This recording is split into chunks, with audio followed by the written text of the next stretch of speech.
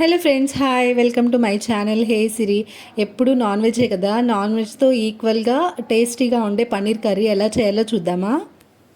ఒక కడాయి పెట్టుకొని దానిలో ఆల్ బిర్యానీ మసాలా ఉంటాయి కదా, అవి కొంచెం ఫ్రై చేసుకోవాలి. దానిలోనే ఒక ఆనియన్, టొమాటోస్ని వేసుకొని కొంచెం సాల్ట్ వేసుకొని ఫ్రై అవ్వనివ్వాలన్నమాట. అవి ఫ్రై అయ్యేలోగా కొంచెం పెరుగు తీసుకొని దానిలో 2 టేబుల్ స్పూన్స్ ధనియా పౌడర్, అలానే కారం, ఉప్పు, కొంచెం పసుపు, కొంచెం గరం మసాలా వేసుకొని అది ఒక మసాలా పేస్ట్ లాగా రెడీ చేసుకొని పక్కన పెట్టుకోవాలన్నమాట.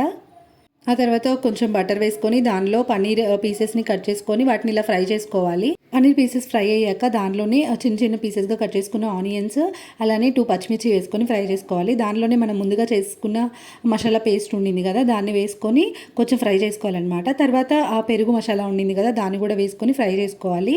అది కొంచెం ఫ్రై అయ్యాక దానిలో కొంచెం మేతి వేసుకొని దానిలోనే ఫ్రై అయిన పన్నీర్ పీసెస్ వేసుకొని కొంచెం ఆయిల్ పైకి వచ్చే వరకు ఉడికించుకోవడమే.